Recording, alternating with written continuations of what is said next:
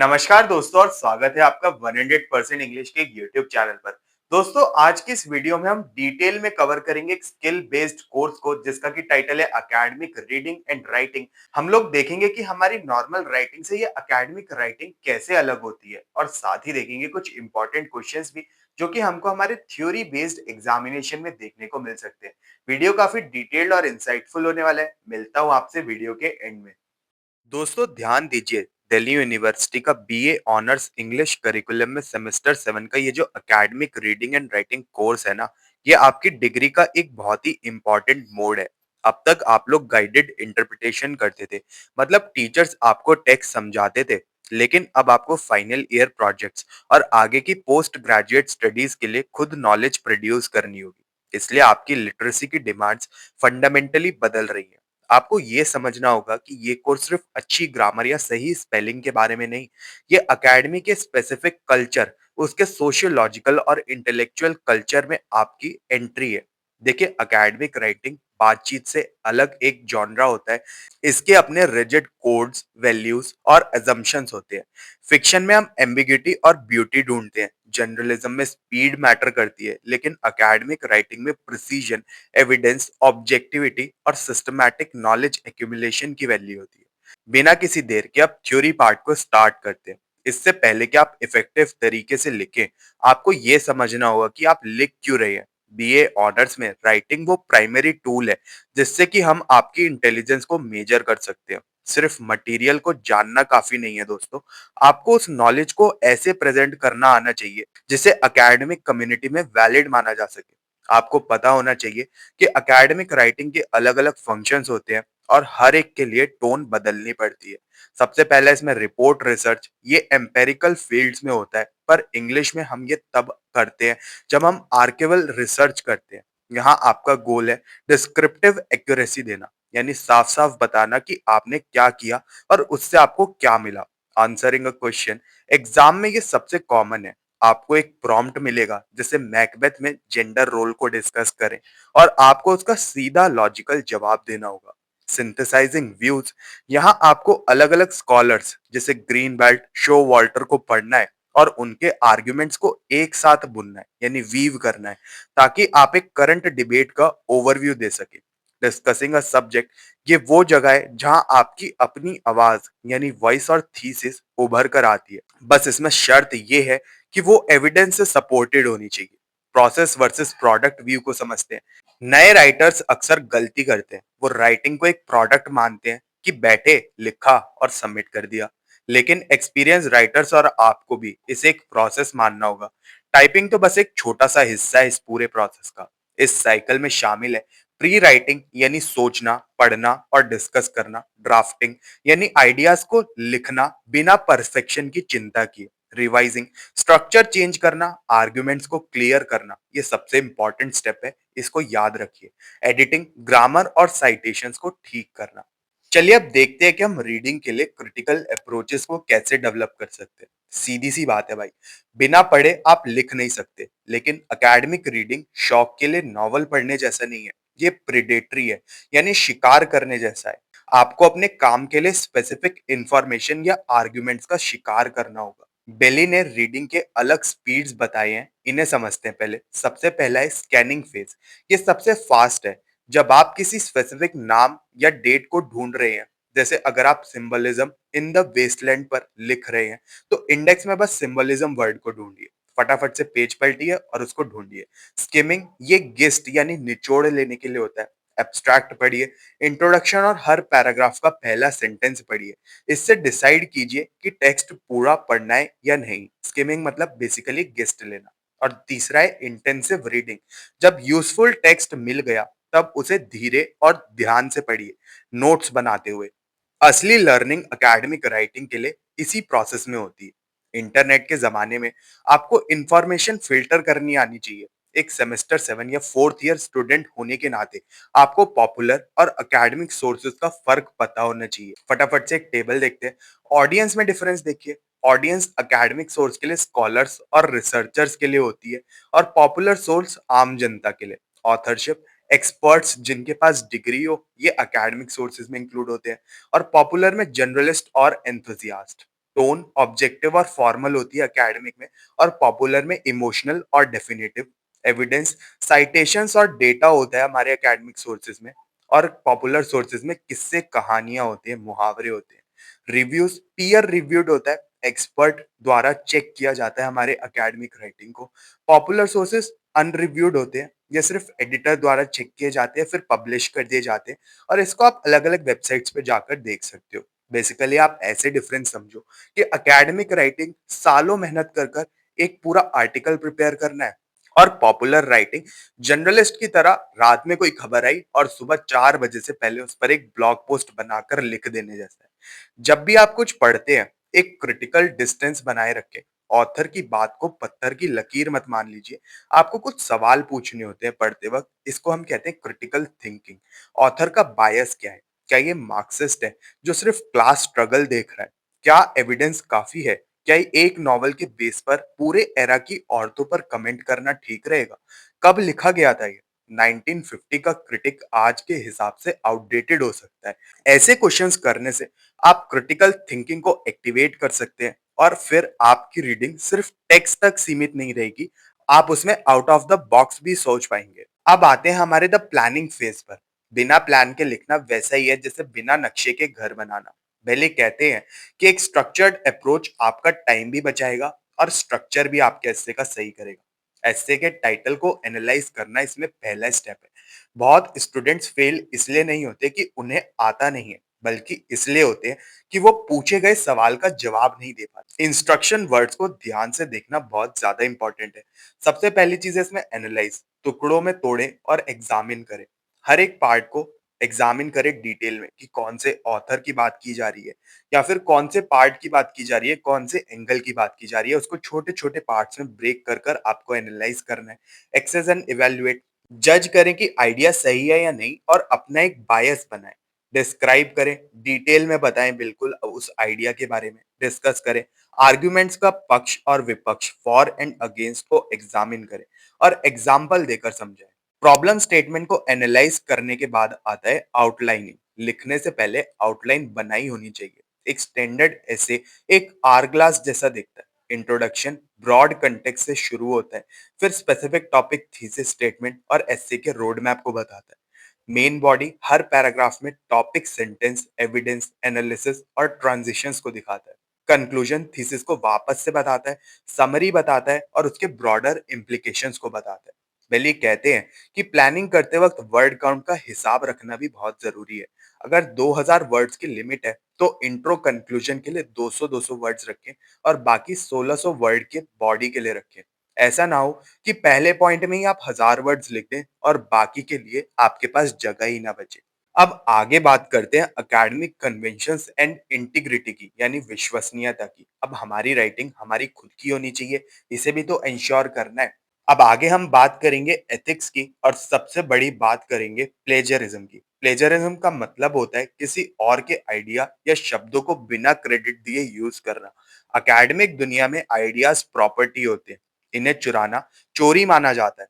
समझिए कि प्लेजरिज्म हमेशा जानबूझकर नहीं होती, पर गलती तो गलती होती है। कई टाइप्स होते हैं प्लेजरिज्म के, जैसे डायरेक्ट कॉपिंग, यानी कि सीधा आप किसी के आर्टिकल पे गए, आपने कॉपी पेस्ट किया और उठाकर उसको अपने एस्से में यूज कर लिया। पुअर पैराफ्रेजिंग, बस एक दो शब्द बदल देना पर स्ट्रक्चर वही रखना। जैसे cat sat on the mat को cat sat on the rug करना, ये होती है पुअर पैराफ्रेजिंग। ये भी प्लेगरिज्म है। सेल्फ प्लेगरिज्म, अपना ही पुराना एस्से दूसरे कोर्स में दे देना। 2 बार क्रेडिट आपको किसी भी एक आइडिया के लिए एकेडमिक दुनिया में नहीं मिलता। एक्सीडेंटल प्लेजरिज्म, रेफरेंस भूल जाना, इसकी भी यार पनिशमेंट मिलती है। एक्सीडेंटल हो चाहे कुछ भी हो, पर लेकिन आपने प्लेजरिज्म तो किया है, आप क्रेडिट देना भूल गए, तो वो चीज नल एंड वाइड मानी जाएगी। Strategies for avoidance plagiarism, citation करना। अगर आइडिया आपका नहीं है तो साइट करें, एंड में बताएं कि यार आइडिया किसका है। कॉमन नॉलेज रूल, जो सबको पता है, जैसे कि पेरिस फ्रांस की कैपिटल है, उसको साइट करने की किसी को जरूरत नहीं होती। या फिर जैसे sunrises in the east and sets in the west, इसको आपको साइट करने की कोई जरूरत नहीं। पर लेकिन इंटरप्रिटेशंस, जैसे हैमलेट का डिले ऑडिबल कॉम्प्लेक्स है, इसको साइट करना काफी जरूरी है। गुड नोट टेकिंग, नोट्स में कभी भी बिना कोट मार्क्स के कॉपी मत करें। तो इन सब चीजों से आप प्लेजरिज्म को अवॉइड कर सकते हैं। साइटेशन स्टाइल्स बस रूल्स का सेट है। डीयू में इंग्लिश लिटरेचर के लिए हम मोस्टली एमएलए स्टाइल को यूज करते हैं, यानी मॉडर्न लैंग्वेज एसोसिएशन के स्टाइल को यूज करते हैं। द लॉजिक ऑफ साइटेशन देखते हैं। दो पार्ट्स होते हैं इसमें। सबसे पहला होता है इंटेक्स साइटेशन, यानी एस्से के बीच में किसी चीज को साइट करना। इसमें आप कैसे साइट करते हो? ऐसे साइट करते हो यार, हार्वर्ड एपीए स्टाइल में आप ऑथर का लास्ट नाम लिखते हो, फिर कॉमा डालते हो और उसके बाद ईयर ऑफ पब्लिशिंग और पेज नंबर, और एमएलए स्टाइल में आप लास्ट नाम लिखकर पेज नंबर डाल देते हो। और दूसरा तरीका है साइट करने का रेफरेंस लिस्ट। इसमें क्या होता है, आप इसमें एंड में पूरी एक लिस्ट बनाते हो कि आपने पूरे एस्से के अंदर किन किन लोगों को साइट करा है, किन किन ऑथर्स को साइट करा है, और इसमें रीडर एज अ सोर्स उन चीजों को ढूंढ सकता है। अब यार ये भी इंपॉर्टेंट है कि साइट करना ही क्यों है। इसे बोझ मत समझना। साइटेशन के कई फायदे हैं। सबसे पहली चीज है इसमें अथॉरिटी। ये दिखाता है कि आपने एक्सपर्ट्स को पढ़ा है। किसी भी एक्सपर्ट को साइट करने से आपके एस्से का वजन बढ़ता है। कन्वर्सेशन, ये आपको स्कॉलर्स की ऑनगोइंग बातचीत का हिस्सा भी बनाता है। अब नेक्स्ट चलते हैं टेक्सचुअल एनालिसिस पर। दोस्तों ये इस यूनिट का हार्ट एंड सेंटर है। अब हम बात करेंगे कि आप लिख किस बारे में रहे हैं। रिसर्च का मतलब है टेक्स्ट को एनालाइज करना। सो बेसिकली टेक्सचुअल एनालिसिस क्या होता है? बेल्सी कहती है कि ये रीडिंग या आर्ट एप्रिसिएशन नहीं है। रीडिंग पैसिव होती है, हम मजा लेने के लिए पढ़ रहे होते हैं। टेक्सचुअल एनालिसिस एक्टिव रिसर्च है। हम टेक्स्ट को कल्चरल आर्टिफैक्ट मानते हैं जो मीनिंग प्रोड्यूस करता है। आपका काम है उस टेक्स्ट के पुर्जे खोलना, यानी कि उसको डिसमेंटल करना। यहाँ टेक्स्ट सिर्फ किताब नहीं, painting, film, ad, fashion show, सब चीज एक टेक्स्ट की तरीके से काम करते हैं। मतलब कि कोई भी ऐसा सोर्स जो कि आपको एक particular piece of information provide कर रहा है। Theoretical context, the death of the author को देखते हैं। यहाँ आपको ह्यूमनिज्म से पोस्ट स्ट्रक्चरलिज्म का शिफ्ट समझना होगा। पहले था ह्यूमनिज्म, हम मानते थे कि मीनिंग ऑथर डिसाइड करता है। अगर ऑथर ने कहा एक्सेस ट्रू मतलब एक्सेस ट्रू, हम ऑथर की बायोग्राफी पढ़ते थे। अब हम टेक्सचुअल एनालिसिस करते हैं। रोनाल्ड बार्थेज ने कहा ऑथर मर चुका है, यानी डेथ ऑफ द ऑथर हो चुकी है। एक बार टेक्स्ट लिख दिया गया तो वो कल्चर का और रीडर्स का हो गया। ऑथर का इंटेंशन अब मैटर नहीं करता। मीनिंग कोई छुपा हुआ राज नहीं, वो टेक्स्ट की लैंग्वेज यानी सिग्निफायर से बनता है। मतलब आपको ये प्रूव नहीं करना कि शेक्सपियर क्या सोच रहे थे उस टाइम पे। आपको ये देखना है कि ओथेलो के वर्ड्स आज की तारीख में क्या मीनिंग क्रिएट करते हैं। बेल्से ने टाइटन की पेंटिंग ट्रैंक्विन और लुक्रेशिया को एनालाइज किया है, ये दिखाने के लिए कि विजुअल मीडिया भी टेक्स्ट होती है और इसको हम कैसे अलग अलग तरीके से इंटरप्रेट कर सकते हैं। बेल्सी कहानी नहीं सुनाती, वो सिग्निफायर्स देखती है। जैसे कि विजुअल डायनामिक्स, ट्रैंक्विन खड़ा है, डोमिनेंट है। लुक्रेशिया लेटी हुई है, वल्नरेबल है। उसका घुटना लुक्रेशिया के पैरों के बीच में है, जो कि सेक्सुअल वायलेंस को दिखाता है, और उसने खंजर उठा रखा है जो कि एक थ्रेट है। द प्रॉब्लम ऑफ प्लेजर, ये सबसे इंपॉर्टेंट है। पेंटिंग रेप दिखा रही है, पर ये सुंदर नहीं, राजा के लिए बनाई गई है। कलर्स, लाइटिंग सब व्यूअर को एंजॉय करने के लिए इनवाइट करते हैं। द एम्बिवेलेंस, टेक्स्ट एम्बिवेलेंट है, मतलब इसके कई सारे मीनिंग है। ये रेप को बुरा भी दिखाता है, ये इसकी पॉलिटिकल रीडिंग है, और फीमेल बॉडी को एंजॉयमेंट के लिए भी पेश करता है, ये इसकी इरोटिक रीडिंग है।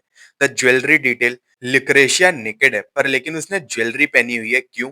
रियल लाइफ में वैसे ऐसा नहीं होता। टेक्सचुअल एनालिसिस बताता है ज्वेलरी दिखाती है कि वो अमीर है और शादीशुदा है, मतलब वो किसी की प्रॉपर्टी है। रेप सिर्फ उसका वायलेशन नहीं, बल्कि उसके हस्बैंड से उसकी प्रॉपर्टी को चोरी करना भी है। इससे हम क्या की टेकअवेज ले सकते हैं अपनी एकेडमिक रीडिंग और राइटिंग के लिए? मीनिंग प्लूरल होता है। एक टेक्स्ट के कई मीनिंग हो सकते हैं। सिग्निफायर्स एंड सिग्निफाइड, हम सिग्निफायर्स यानी पेंट और वर्ड को स्टडी करते हैं मीनिंग समझने के लिए। कल्चरल इंक्रिप्शन, टेक्स्ट हवा में नहीं बनते, उनमें कल्चर की वैल्यूज जैसे पेट्रियार्की छुपी हुई होती है। अब हम समझते हैं द मैकेनिक्स ऑफ राइटिंग को, यानी समराइजिंग और पैराफ्रेजिंग को। थ्योरी तो हमने समझ ली, अब वापस प्रैक्टिकल स्किल्स पर आते हैं। डेल्सी जैसे कॉम्प्लेक्स थ्योरी को अपने एस्से में कैसे यूज करें बिना कॉपी किए, ये समझते हैं। सबसे पहली टेक्निक होती है पैराफ्रेजिंग। ये प्लेजरिज्म से बचने का सबसे बेहतर हथियार है। सोर्स के आइडिया को अपने शब्दों में लिखना, इसका गोल है मीनिंग वही रहे, बस शब्द अलग हो जाए। टेक्निक इसमें क्या होती है, सिनोनिम्स यूज करें, वर्ड क्लास बदले, वर्ब को नाउन बनाए, एक्टिव को पैसिव करें। अपने एस्से में ज्यादातर पैराफ्रेजिंग ही यूज करें, ये दिखाता है कि आपको बात तो बिल्कुल अच्छे से समझ आ गई। समराइजिंग, समराइजिंग छोटा होता है, ये लंबे टेक्स्ट का एक निचोड़, एक गिस्ट की तरह होता है। प्रोसेस इसमें सिर्फ मेन पॉइंट्स यानी टॉपिक सेंटेंसेस उठाएं, एग्जाम्पल और स्टोरीज को हटा दें। इसको कब करना चाहिए? जब पूरी बुक या आर्टिकल का ओवरव्यू देना। जैसे बेल्सी 2005 आर्ग्यू करती हैं कि ये पूरे चैप्टर को एक लाइन में समझा देता है। इंटीग्रेटिंग सोर्सेस यानी सिंथेसिस, ये हाईएस्ट लेवल है। यहाँ आप सोर्सेस को मिलाकर नया आर्ग्यूमेंट बनाते हैं। इसका बेकार तरीका है, ए ने ये कहा या बी ने वो कहा। ये लिस्ट नहीं है, एसे नहीं है। अच्छा तरीका इसमें क्या हो सकता है? जबकि ए आर्ग्यू करता है एक्स, बी उसे चैलेंज करता है वाई कहकर, लेकिन सी एक बीच का रास्ता जेड बताता है। ये एक अच्छा तरीका है किसी भी सोर्सेस को इंटीग्रेट करना, अलग अलग स्टेटमेंट को सिंथेसाइज करना।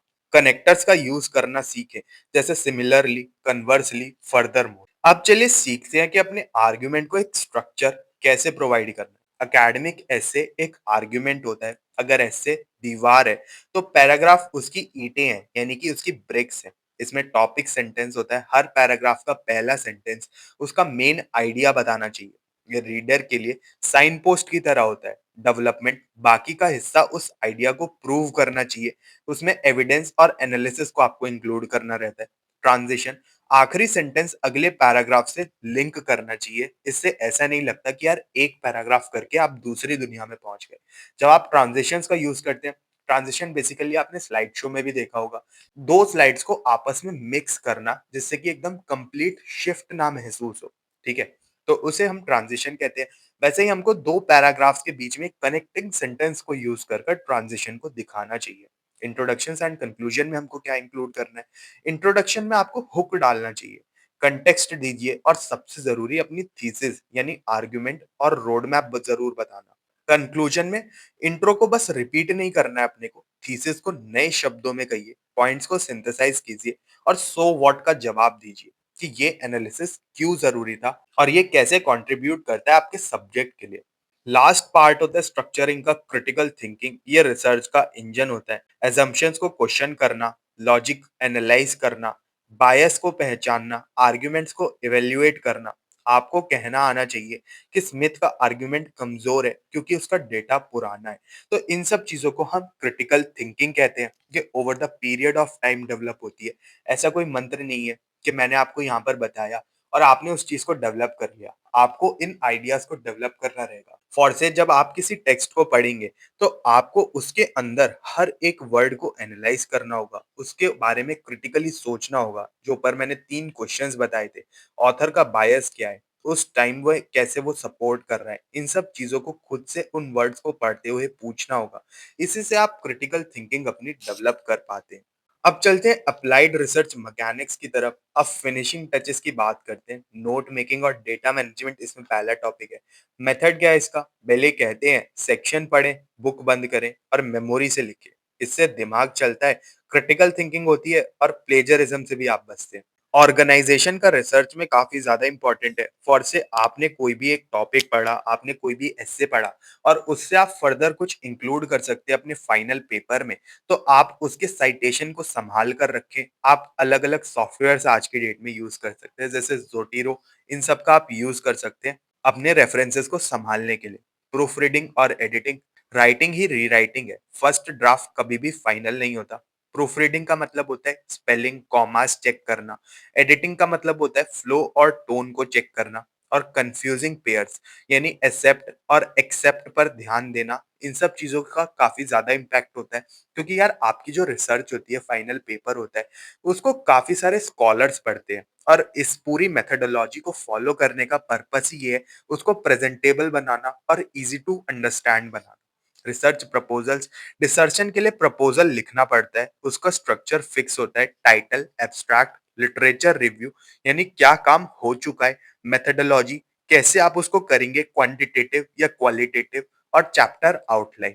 आप मेरी रिसर्च मेथोडोलॉजी वाली वीडियो भी चेकआउट कर सकते हैं। उसमें पूरी तरीके से रिसर्च करने के प्रोसेस को समझाया गया है। ये तो बात हो गई हमारे थ्योरी पार्ट की। अब चलो थ्योरी एग्जाम में कुछ इंपॉर्टेंट क्वेश्चंस कैसे बन सकते हैं इनको भी देखते हैं। Textual analysis is not the discovery of a secret meaning hidden by the author but the analysis of the production of meaning within the text. Discuss this statement with reference to Catherine Belsey's essay. How does this approach differ from traditional literary criticism.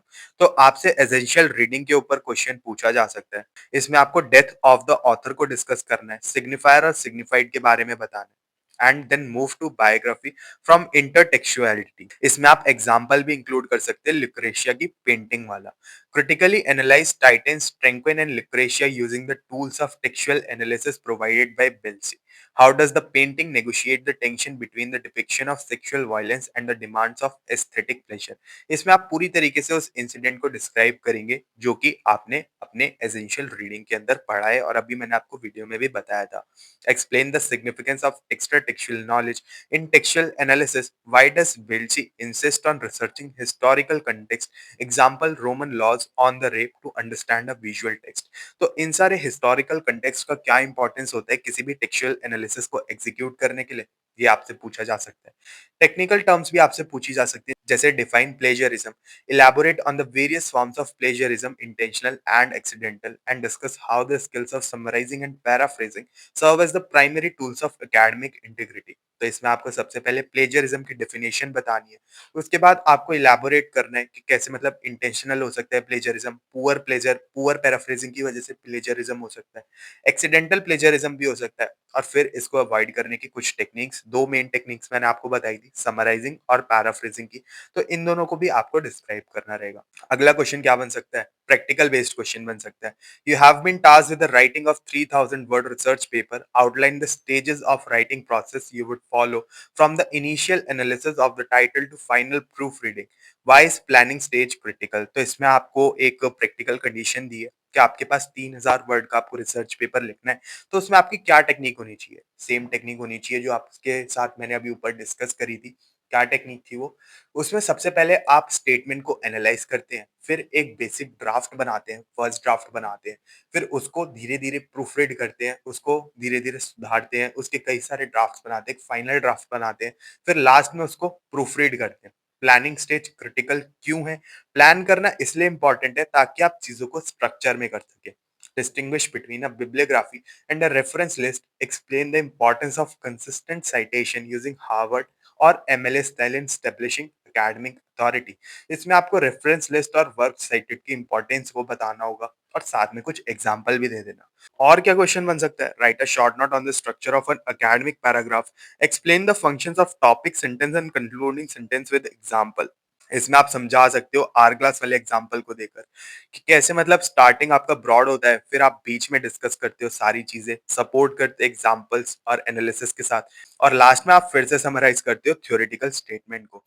तो दोस्तों, ये था academic reading and writing का पूरा dissection. हमने देखा कितने academic तरीके से हम अपने प्रपोजल्स को लिख सकते हैं, जिससे कि हम भी बन जाएंगे एक लिटरेरी स्कॉलर। उम्मीद है आपको ये वीडियो पसंद आया होगा। अगर आपको ये वीडियो पसंद आया तो इसको लाइक और शेयर जरूर करें और 100% इंग्लिश चैनल को सब्सक्राइब कर लें और ऐसे इंसाइटफुल वीडियोस के लिए। मिलते हैं फिर अपने नेक्स्ट वीडियो में, तब तक के लिए happy studying and best of luck for your upcoming examinations.